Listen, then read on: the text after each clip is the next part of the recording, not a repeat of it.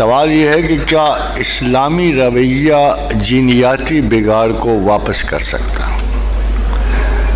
اگر دیکھا جائے تو شروع بات اسی سے ہوئی کہ ایک پورا عرب ایک معاشرہ جینیاتی بگاڑ میں تھا.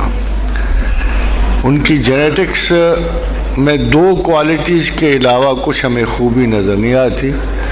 ایک تو جاں سپردگی میں بے مثال تھے اور دوسرے مہمان نواز تھے. ان دو کوالٹیز کے علاوہ عربوں میں کوئی کوالٹی نظر نہیں آتی تھی.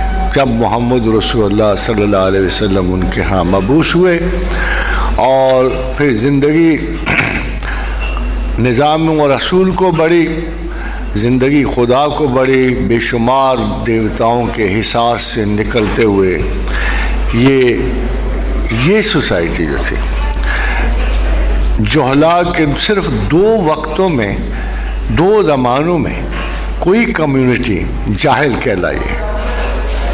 ایک 1500 میں یوروپین تمام سسٹم جو ہے یوروپین سوسائٹی کو اس کو ایج آف اگنورنس کہتے ہیں اور عرصہ جہالت کہتے ہیں. خادم حضرات، دوسرا دور جو جہالت کا جانا گیا ہے وہ عرب لوگوں میں جانا ہے. عرب کا دور جاہلیت مشہور ہے، یہ اس سے بہت پہلے کا ہے.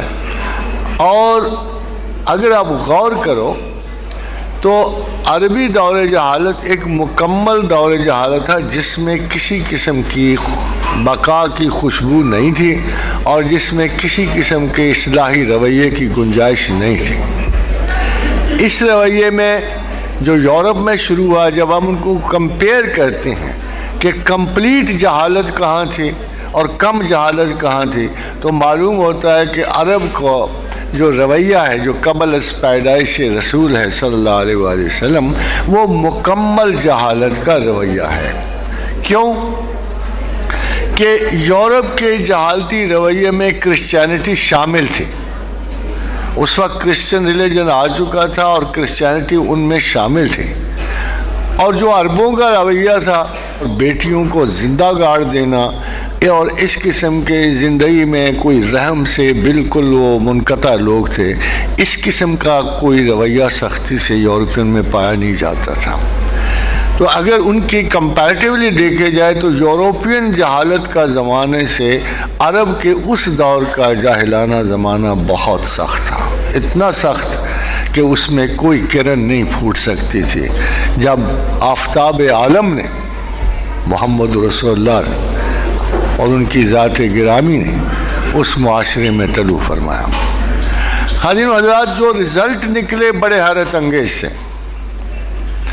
جو رزلٹ نکلے اس کا پہلا رزلٹ یہ نکلا یوروپین جہالت کے بعد کہ لوگ مذہب سے سراسر غافل ہو گئے اور سیکولرزم کو رواج ہوا، خود غرضانہ سودی نظام کو رواج ہوا. اس کے بعد اس کے اندر جو انقلابات آئے، سوشلسٹ اکانومی کے رواج آئے. یعنی مختصراً یہ کہ دوبارہ وہ لوگ مذہب کو نہیں پلٹے. ایز سچ وہ امپورٹنس ریلیجن کو نصیب نہیں ہوئی. مگر ان بدتمیز ترین لوگوں نے جو دور رسالت میں تھا، جب ان کی کایا پلٹی، جب ان کے تمرد اور سرکشی نے اسلام کے مسکینی کو، حلیمی کو رواج دیا، تو یہ کائنات کے سب سے معزز لوگ ہو گئے. یہ واحد لوگ ہیں خواتین و حضرات جن کے لیے کتاب میں لکھا ہوا آیا کہ اللہ ان سے راضی ہوا، یہ اللہ سے راضی ہے. اس جماعت کے علاوہ زمین و آسمان میں کوئی قوم نہیں تھی. کسی قسم کا ہمیں سراغ نہیں ملتا کہ خدا نے یہ کہا ہو کہ میں اس پوری کی پوری جماعت سے. یہ ایک دو لوگ نہیں تھے. خادم حضرات، استاد کی عظمت جو ہے ایک سنگولر اسٹوڈنٹ میں بھی ہوتی ہے. ساکریٹیز نے پلیٹو کو علم دیا، پلیٹو بڑا مشہور ہوا. پلیٹو نے ارسطاٹل کو دیا، ارسطاٹل بڑا مشہور ہوا. یہ سنگل طالب علم تھے جو علمی شناخت کے وارث ہوئے. مگر یہ دور وہ ہوا کہ پوری کی پوری قوم نہ صرف علمی وجاہتوں سے آشنا ہوئی بلکہ دنیاوی اقتدار بھی ان کے پلے آیا، اور وہ زمین و آسمان میں اتنی مقتدر قوم کی حیثیت پا گئے کہ ایسی کوئی مثال کسی پیغام بر کی وجہ سے ہمیں زمین و آسمان میں نظر نہیں آتی۔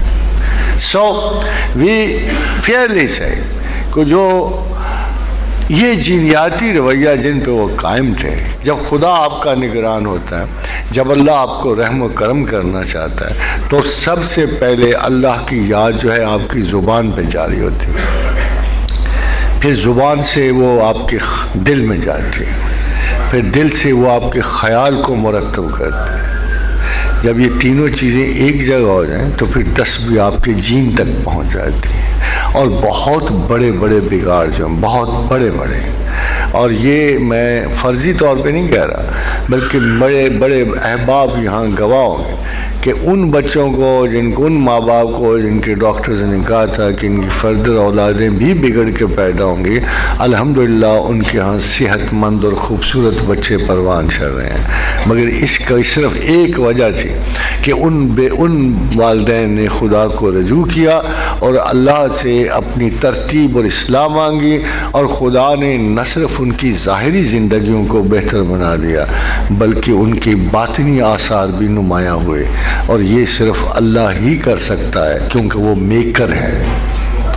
مکینکس فالٹ دریافت کر سکتے ہیں مگر درست نہیں کر سکتے۔ میکر جو ہے کسی بنیادی فالٹ کو، کیونکہ جین کی جو آپ بنایا ہے جس نے انسان، اسے پڑھنے میں ابھی تک ناکام ہے، مگر جس پروردگار نے یہ چپ ہمارے اندر رکھی ہے نا، وہی اس پہ تصرف کر سکتا ہے۔